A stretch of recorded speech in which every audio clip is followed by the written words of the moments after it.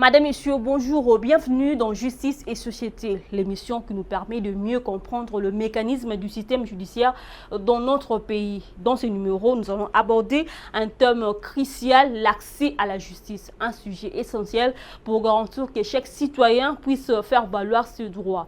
Pour en discuter, nous avons l'honneur d'accueillir Maître Guillaume Simba, un expert en la matière, qui nous éclairera sur les enjeux et défis liés à l'accès à la justice. Justice et société. Bonjour maître. Bonjour madame. On parle de l'accès à la justice.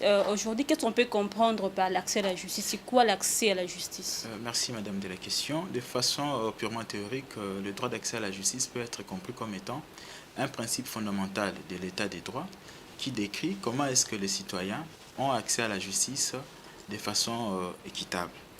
Ces principes, de façon très simple, c'est tout simplement la façon dont chacun de nous peut soumettre sa prétention entre les mains de l'État et que l'État y réserve une solution appropriée. C'est en fait ça qu'on peut comprendre de façon très simple, le droit d'accès à la justice. C'est un droit qui passe par deux choses principalement. La connaissance d'abord de ces droits et par la suite l'information du fonctionnement du système judiciaire. J'ai dit tantôt la connaissance de ces droits, par la suite l'information sur le fonctionnement du système judiciaire. Le droit à l'accès à la justice n'est pas un droit absolu, comme je le disais. C'est un droit qui est limité par certains mécanismes de droit, notamment la capacité juridique. Par exemple, les mineurs n'ont pas le droit d'aller directement lui-même saisir la justice. Il agit par représentation. Par l'intermédiaire d'un de ses parents, soit le père, soit la mère. C'est l'un d'eux, l'un à défaut de l'autre, qui a reçu mandat de la loi de saisir la justice pour défendre l'intérêt du mineur. Il y a le délai que la loi prévoit pour l'exercice de certaines actions, notamment qui a pour conséquence le délai de prescription. Il y a en outre le délai de faire recours. Par exemple, en matière civile, le délai de faire recours, le principe est de 30 jours, sauf délai plus court prévu par des textes spécifiques. En fait, c'est ça. Tous ces mécanismes ici, en soi, limitent l'accès à la justice de certains citoyens. Et je pense que c'est pour une meilleure application de la loi. Maître, dites-nous pourquoi l'accès à la justice est un droit fondamental dans un pays, une société dite démocratique. Madame, la fiction veut à ce que, pour le bien de la société ou pour le bon fonctionnement de la société, les citoyens ont renoncé à la justice privée. Ils ont cédé leur partie du pouvoir à quelqu'un qu'on a appelé les Léviathans, théoriquement. C'est au Léviathan que revient le droit de faire régner la justice au sein de la société. Lorsque moi, j'estime que mon droit a été violé, je m'estime victime de quelque chose, je viens auprès de cette personne-là à qui nous avions confié mandat, qui est l'État, les Léviathans, je soumets ma prétention afin que ces derniers puissent trouver solution aux problèmes auxquels moi je souffre. Voilà pourquoi cet accès-là, c'est-à-dire cette soumission-là des prétentions, doit être garantie par différents textes. Voilà pourquoi nous disons que dans un état de droit, ce droit-là, c'est un droit fondamental. C'est le principe même de la démocratie. C'est-à-dire cet accès équitable et juste des institutions judiciaires aux institutions judiciaires. Tout citoyen a le droit de s'approcher de la justice et de soumettre son problème. Merci madame. Maître, pourquoi en RDC, quels sont les obstacles, les principaux obstacles à l'accès à la justice, particulièrement en RDC? Madame, vous avez d'abord le frais de justice. Je me rappelle au moment où j'étais encore à l'université, on disait toujours que la justice est gratuite, mais ça a un coût onéreux. Cela veut dire que lorsque vous vous approchez de la justice, je vous ai dit tantôt que la justice, pour s'approcher de la justice, vous devez d'abord connaître vos droits et avoir l'information sur le fonctionnement du système judiciaire. Vous n'êtes pas juriste, certainement que vous pouvez avoir des petites connaissances, mais une connaissance approfondie, peut-être non. C'est là où intervient maintenant l'avocat. Si vous estimez que non, vous avez un droit à réclamer, vous allez vous approcher d'un avocat. Et l'avocat va vous exiger le paiement de ses honoraires. Les paiements des honoraires de l'avocat, généralement, ça coûte beaucoup pour certaines personnes. Vous voyez, s'approcher de l'avocat vous coûte de l'argent. Et même lorsque vous vous approchez de l'avocat, vous devez payer les frais de justice. Les frais de justice coûtent également beaucoup. Et voilà un peu, il y a le coût lié à la justice qui constitue d'abord le premier défi. Il y a l'éloignement des juridictions ou l'éloignement de certains services publics liés à la justice, des justiciables. Par exemple, vous n'avez pas eu peut-être la chance d'aller en province, ainsi de suite, mais faites-en un tout. Bon, je ne sais pas votre histoire, je ne connais pas, mais moi j'ai eu la chance d'aller prester en province. Vous allez vous rendre compte que vous allez, pour trouver même un bureau de police dans certains coins, vous marchez de longues distances. Je parle bien d'un bureau de police où vous trouvez un OPJ. Vous marchez de longues distances pour en trouver. Qu'en est-il maintenant du parquet? Qu'en est-il maintenant du tribunal de paix? Qu'en est-il maintenant du tribunal de grande instance? Tout cela constitue un défi, c'est-à-dire c'est un éloignement. Oui, vous pouvez avoir un souci, un droit à réclamer devant le juge, mais compte tenu de cet éloignement-là, ça décourage un peu les justiciables de s'approcher encore plus de la justice. Et on ne retrouve pas seulement ces défis-là au Congo. Beaucoup d'autres États font face à ces problèmes-là. Le problème de l'éloignement de services publics liés à la justice aux justiciables. Ça, c'est un point. Il y a encore un point saillant qui est un point lié à la corruption. Déjà, pour certains, le simple fait de savoir... Maître, pardon, avant d'avancer, vous avez parlé de l'éloignement des organes judiciaires dans des zones rurales, par exemple. Est-ce que, pensez-vous que les gens qui vivent là-bas ont le même accès à la justice que ceux qui sont ici, par exemple, à Kinshasa? Madame, si la question, c'est une question un peu vaste. Je vous dis tantôt que l'accès à la justice, c'est un principe qui se fonde sur deux choses, la connaissance de ses droits et l'information sur le fonctionnement des services judiciaires. Vous voyez, c'est au moment où j'estime que mon droit a été violé que je commence à chercher qui trouver comme avocat pour soumettre ma prétention devant le juge. Déjà, au niveau de certains milieux, vous allez vous rendre compte que non, on a une certaine connaissance qui ne correspondent pas à des valeurs que nous retrouvons dans nos lois. Vous voyez un peu, c'est déjà ça une petite démarcation. La même connaissance que nous avons dans de grandes villes de la République, c'est peut-être pas les mêmes connaissances que les gens que nous retrouvons dans des milieux ruraux et tout. C'est d'abord à ce niveau-là. Et puis vous allez constater que vous allez dans beaucoup d'endroits, dans beaucoup de villages, c'est difficile de trouver. C'est-à-dire ça limite un peu cet accès-là. Il faut dire que ceux qui sont dans des grandes villes sont beaucoup plus chanceux que ceux qui sont à l'intérieur. Ça, c'est un fait. Mais qu'est-ce qui est à la base de ça? Ce qui est à la base de ça, c'est peut-être l'État aussi. C'est l'État peut-être qui n'a pas assez de moyens, qui n'a pas un nombre de personnel suffisant, parce que plus vous créez de bureaux de police, plus vous avez besoin d'OPJ, plus vous créez de parquets secondaires, plus vous avez besoin de magistrats et tout. C'est peut-être tout ça là, c'est un peu un problème complexe. Vous voyez un peu, parce que l'intérêt c'est de... En fait, si l'objectif c'est de vouloir rapprocher la justice des justiciables. Mais lorsque vous voulez maintenant mettre en pratique ces rapprochements-là, vous faites face à des défis. Parce qu'on ne peut pas créer un bureau vide. Lorsqu'on crée un bureau, il faut que ces bureaux-là soient équipés, il faut qu'il y ait un personnel qualifié pour pouvoir dire le droit. Vous voyez un peu, c'est tout un défi.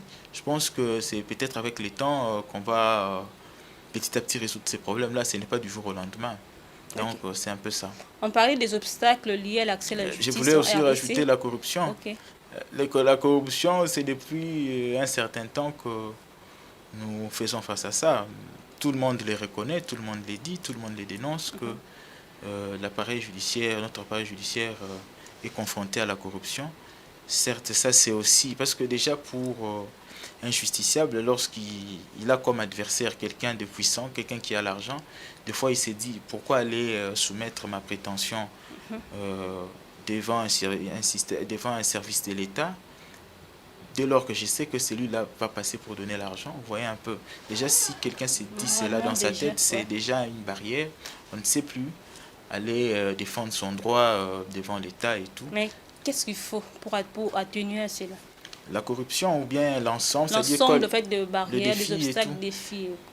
Madame, d'abord par rapport à la question liée au coût de la justice, il y a d'abord la question liée aux honoraires des avocats.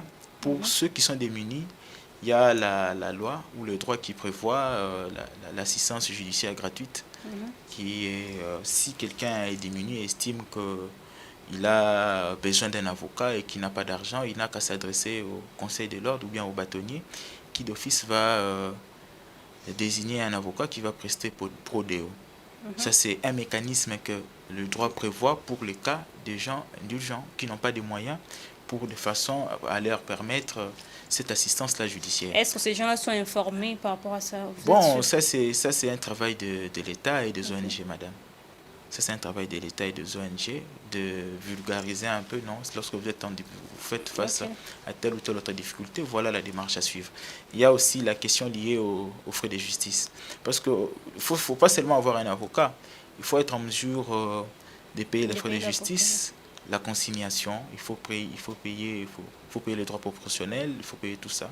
Et la loi permet à ce que, le frais d'enrôlement, la loi permet à ce que toutes ces pièces, ou pour couvrir toute cette procédure-là au niveau de la justice, qu'on puisse vous délivrer les pièces en DB. C'est-à-dire c'est sur ordonnance du président de la juridiction concernée que vous pouvez avoir accès à cette ordonnance-là, qui va vous permettre de couvrir tous ces frais-là, c'est-à-dire vous allez obtenir l'expédition de la décision gratuitement. Là, c'est ce que prévoit la loi pour faire face à ces défis liés au coût de la justice. Il y avait encore un autre défi, c'est les défis liés à la corruption. En fait, il faut qu'on se le dise, c'est un fléau majeur qui passe par plusieurs solutions, notamment l'amélioration des conditions des magistrats, parce que s'il faut entendre les magistrats, ils se plaignent toujours qu'on doit d'abord améliorer leurs conditions, et puis je pense que c'est une demande légitime. Ça passe d'abord par l'amélioration des conditions des magistrats, et puis l'effectivité de la sanction. Que ce soit vraiment, parce que oui, on va améliorer les conditions des magistrats, mais si par la suite la sanction ne suit pas, je pense qu'on va toujours continuer à tourner en rond. Je pense que ça passe par l'amélioration des conditions des magistrats, l'effectivité de la sanction. Lorsque vous constatez que le magistrat présent est fautif dans la décision qu'il a rendue dans tel ou tel autre acte, je pense que si on rendait effectif la décision à suivre, ça serait une bonne chose. En outre ça, il y a aussi, parce que je ne pense pas qu'à ce stade qu'il y ait installation de chambres disciplinaires dans toutes les provinces. Il faut qu'on installe effectivement les chambres disciplinaires dans toutes les provinces. Ça va permettre encore plus de renforcer cette idée-là, ou bien de renforcer la lutte contre la corruption, oui. Parce que si on a ces outils à notre disposition, je pense que bien qu'on ne saura pas éliminer totalement la corruption, mais ça peut quand même atténuer dans des limites acceptables. Donc c'est un peu ça. Par rapport à l'éloignement, je pense que c'est un travail qui doit être fait, mais dans le temps. Je vous ai dit non, parce que je vous ai dit tantôt qu'il faut d'abord... parce que lorsqu'on parle de l'éloignement, il faut d'abord multiplier les bureaux de police dans chaque coin et recoin, même dans des milieux reculés. Ceci suppose qu'il faut d'abord qu'il y ait un personnel de police, des OPJ. Il faut en outre qu'il y ait des parquets secondaires dans différents coins. Parce que lorsque quelqu'un... ne peut pas aller directement au tribunal sans pour autant passer par... Non, la loi prévoit à ce que... Il y a la voie de la citation directe qui permet à ce que lorsque vous vous sentez victime d'une infraction et que si vous avez toutes les preuves, vous pouvez saisir le juge directement par voie de citation directe. Là, c'est en matière pénale. En matière civile également, il y a la matière civile, ça passe directement par les tribunaux. Vous faites une assignation, une requête, et selon les cas, vous saisissez la juridiction compétente pour que celle-ci puisse statuer. Donc, en fait, c'est ça, c'est-à-dire il faut qu'il y ait ces rapprochements-là des juridictions de justiciables. Parce que lorsque je sais que le parquet est au coin de mon avenue, le bureau de police est au coin de mon avenue, ou au coin du village et tout ça, j'ai au moins ce courage-là d'aller rapidement en cas de violation. Si par exemple on me dit que je suis ici à la Gombe, on me dit que le bureau de police ou le parquet se trouve par exemple à Maluku. Vous voyez déjà les défis. Je peux peut-être chercher un règlement.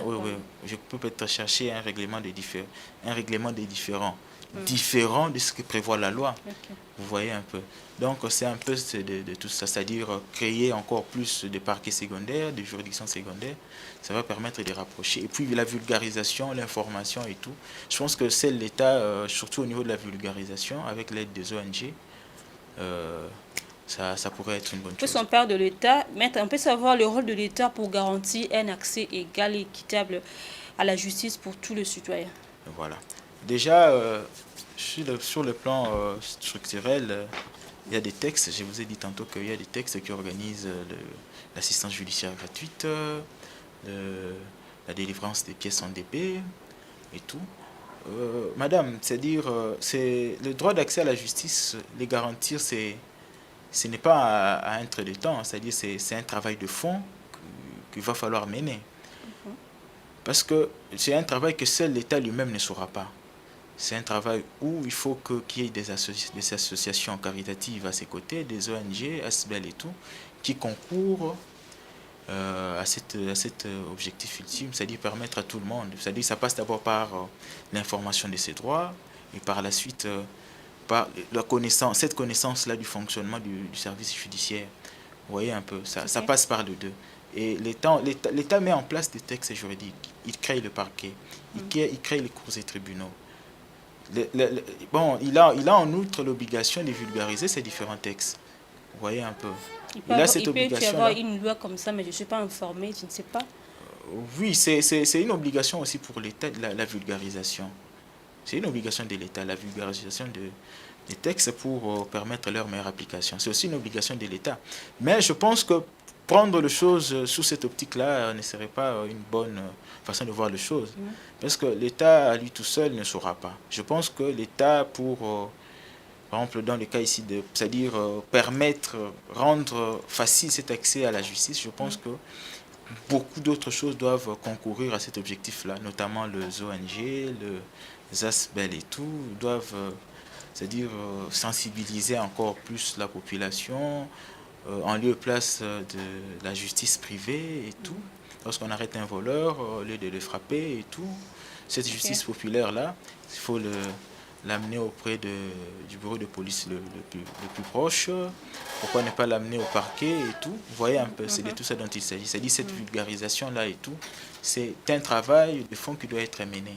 L'accès à la justice, bien qu'on peut parler des autres difficultés liées par exemple à l'argent, des frais que l'État n'a pas prévus, tout ça là, certes on peut parler de ça, mais il faut d'abord que nous puissions être informés à la base. Vous voyez, dans telle situation, c'est de cette façon-là qu'il faut se comporter. Vous voyez, à la base, nous devons être informés de comment est-ce que les choses devront se passer. Vous voyez un peu. Donc, c'est un peu ça, madame. Maintenant, on va parler de la réforme judiciaire. Comment les réformes judiciaires peuvent-elles améliorer l'accès à la justice selon vous? Bon, madame, je pense qu'au Congo, on n'a pas vraiment un problème de texte. Parce que lorsque on parle de la réforme judiciaire, pour tout juriste, la première des choses qui arrive en tête, c'est la promulgation d'une nouvelle loi. Promulgation d'une nouvelle loi et tout. Mais je pense qu'à ce stade d'ici, on a déjà des textes, mais qui souffrent d'application. Aller de réforme en réforme, parce qu'en 2015, il y a eu les États généraux de la justice, qui devraient normalement produire, c'est-à-dire un rapport après 10 ans. Pas encore à 10 ans, on avait encore d'autres États généraux de la justice. Vous voyez un peu. Lorsqu'on convoque les États généraux, c'est pour évaluer le fonctionnement de la justice. Vous voyez un peu. Donc je pense que moi personnellement, je ne suis pas très fan des réformes. C'est que moi je peux dire, appliquons seulement ce que nous avons correctement et puis on va voir les résultats. Oui, on va faire des réformes, mais si on garde toujours le même comportement, on garde toujours le même réflexe, ça ne va rien changer. On aura toujours à se plaindre du fonctionnement de la justice et tout ça là. Je pense que le problème au Congo passe d'abord par l'application des textes. Appliquons d'abord ce que nous avons. Et puis, au moment où on va sentir que ça ne marche pas, en ce moment-là, on va voir maintenant comment améliorer. Appliquons d'abord ce que nous avons. Vous êtes avocat. Quel est le rôle des avocats dans l'accès à la justice? Les avocats conseillent. L'avocat, c'est d'abord un conseil. Il conseille son client. Si vous estimez que non, vous avez été victime d'une escroquerie, et que vous avez le droit de réclamer tout ce dont vous avez perdu, vous approchez. L'avocat sert d'abord des conseils, bien que par la suite, il peut vous représenter, il peut vous représenter, il peut vous assister, et tout ce que nous connaissons, c'est d'abord un conseil, il vous donne les bons conseils. Ok. C'est-à-dire, c'est lui le pont entre les citoyens ou les justiciables et la justice ou les services judiciaires. C'est lui qui sert d'intermédiaire. Il a un grand rôle à jouer. C'est lui qui sert d'intermédiaire entre les services judiciaires et les justiciables des citoyens. Parce que lorsque quelqu'un a un problème, le premier réflexe qu'il a, c'est de s'approcher d'un avocat. Maître, voilà mon problème, comment j'ai fait? L'avocat vous donne conseil. Voilà dans votre problème, vous devez adresser ça à la justice comme prétention. Ok. Vous voyez, l'avocat, c'est-à-dire c'est un peu ça. On parle de la sensibilisation. Est-ce important de sensibiliser? Parce que tantôt on a parlé de la sensibilisation de la population par rapport à leurs droits. En quoi c'est important? Non, je vous ai dit, non, c'est-à-dire je vous ai dit tantôt que le droit d'accès à la justice ou l'accès à la justice a pour fondement ces droits-là, ou ces privilèges-là que chacun de nous a à soumettre sa prétention. Voilà, moi je suis victime de ça, voilà mon problème, quelle est la solution que je peux attendre de l'État? Vous voyez? Ouais. C'est le fondement de tout. L'information que j'ai que non, voilà, j'ai perdu ça. Je suis héritier, mon père est décédé, mais les autres héritiers ne veulent pas me donner de ma part d'hérédité. Je dois d'abord avoir l'information que non, dans tout ce que papa a laissé, j'ai droit à quelque chose. Je dois d'abord avoir cette information-là. Voilà pourquoi j'ai dit le droit d'accès à la justice se fonde d'abord sur l'information ou la connaissance de ses droits. Je suis héritier, papa a laissé une parcelle, mais il y a les oncles qui apparaissent dans la parcelle et ils chassent tout le monde et tout. Le papa n'a laissé qu'une seule parcelle, vous voyez. Si je n'ai pas cette information que cette parcelle-là me revient de droit ou me revient de droit, je peux laisser, non, les oncles ont pris la parcelle, je peux partir. Vous voyez un peu. Si j'ai l'information que non, cette parcelle-là nous revient de droit, c'est en ce moment-là que je cherche maintenant à connaître comment fonctionne la justice lorsque on perd son père, comment c'est la transmission de ces droits-là. Vous voyez, de la part de chacun. Comment on quitte des biens du défunt aux biens des héritiers. Vous voyez, ces passages-là, cette transmission-là, comment on l'assure et tout ça. Il faut d'abord avoir cette... Être informé. Oui, c'est-à-dire qu'il faut d'abord cette information-là, vous voyez. Et le travail là d'informer les citoyens sur leurs droits et tout, c'est un travail que l'État d'abord fait. La vulgarisation des textes, à travers l'éducation aussi, l'école, vous voyez. L'État aussi a une part de responsabilité parce qu'il y a l'école, la vulgarisation des textes et tout, le droit des héritiers et tout. Ouais, c'est à partir du moment où j'ai la connaissance et tout ça là que non, je cherche maintenant à savoir comment fonctionne la justice quant à la question qui me concerne. Vous voyez un peu, c'est de tout ça. Maître, nous sommes déjà arrivés à la fin de notre émission. Qu'est-ce qu'on peut retenir par rapport à ces sujets aujourd'hui? Si un téléspectateur nous suit aujourd'hui, qu'est-ce qu'il peut retenir par rapport à l'accès à l'information? Voilà. L'accès à la justice. Bon, madame... À l'accès à la justice, plutôt. Voilà, c'est un droit garanti à chacun de nous. Tout le monde peut rester en justice. C'est dans les conditions que prévoit la loi. C'est un droit que l'État a garanti à chacun de nous. Il faut avoir une connaissance de ces droits pour pouvoir mieux les exprimer. Vous voyez? Voilà pourquoi ça passe aussi par l'éducation. Et qu'est-ce qu'on peut retenir? C'est un droit que l'État a garanti à tout le monde. Il va falloir que chacun de nous, lorsqu'il a un souci, s'adresse d'abord à un conseil, parce que ces droits-là ne peuvent pas être exercés de n'importe quelle façon pour ne pas en être victime par la suite. Si vous êtes en mesure de vous adresser à un conseil, adressez-vous à un conseil, il saura comment vous orienter ou comment vous comporter par la suite. Voilà, c'est un droit que l'État garantit à tout le monde, certes, mais il faut savoir comment l'exercer. Donc, c'est un peu ça, c'est un droit, un privilège et tout, mais l'État a l'obligation de le rendre effectif, bien que nous sommes encore un tout petit peu loin compte tenu à tout ce que nous avons eu à balayer comme défi. Certes, mais l'État quand même garantit le droit d'accès à la justice au Congo. Merci, Maître Guillaume Simba, de répondre à notre invitation. C'est à moi de vous remercier, madame. Madame, Messieurs, voilà, nous sommes arrivés à la fin de notre émission Justice et Société. Nous avons parlé aujourd'hui d'un thème très crucial, justice, accès à la justice, pardon. Nous avons réussi pour vous, Maître Guillaume Siba. On se retrouve prochainement pour un nouveau numéro. Au revoir.